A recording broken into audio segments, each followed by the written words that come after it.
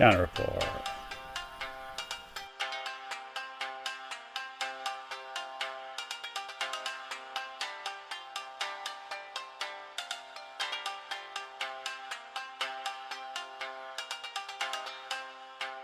Of autonomy, a situation of international concern. On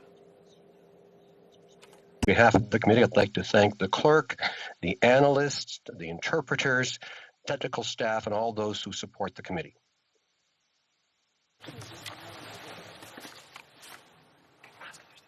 Is there a dissenting opinion that goes with this? I'm not sure. I just want to confirm. Okay, I'm sorry. Who was it? Is that the honourable member for Sherwood Park, Fort Saskatchewan? Please proceed. Well, thank you very much, Mr. Speaker. I appreciate the opportunity to address this supplementary report. It's not a dissenting report. Conservatives are very much in support of the report and of all of its recommendations. The report highlights the deteriorating situation in Hong Kong and the need for action by the government. We are pleased to see the report call for universal suffrage for Hong Kongers, the application of sanctions by Canada, strong immigration measures, as well as two key measures to counter China's foreign influence operations here that are threatening Canadians. The supplementary report highlights two additional suggestions. One is with respect to stronger action around foreign state interference in Canada following the adoption of a motion by the House of Commons on that issue on November 18th.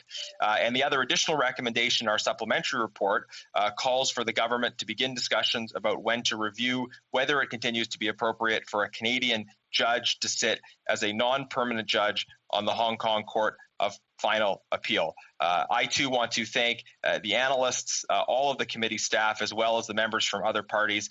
This is a strong report. We endorse its recommendations, and we hope to see the government respond to take up the calls from the committee and implement them. Thank you.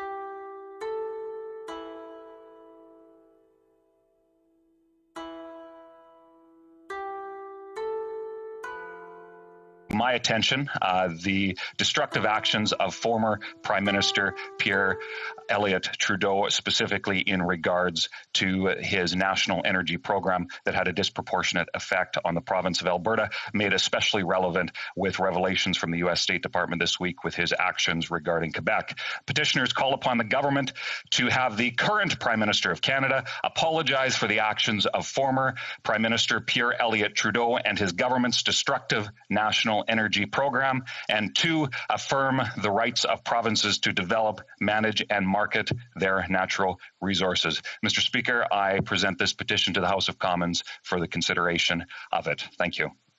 Presenting petitions, the honourable member for Pitt Meadows, Maple Ridge. Thank you, Mr. Speaker.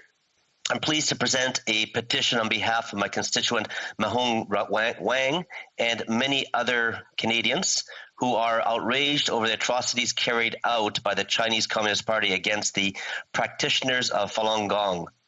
Falun Gong is a spiritual discipline promoting the principles of truth, compassion, and tolerance, but followers are shown anything but those principles and are instead killed, tortured, and are victims of organ harvesting. The petition calls for the Government of Canada to apply Magnitsky sanctions to the Chinese officials responsible for those gross human rights violations.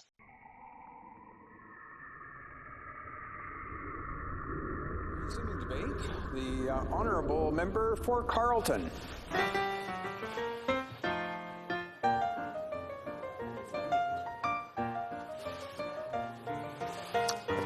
We're not getting any sound. I just wonder if the honourable member for Carleton can just check the mute button there.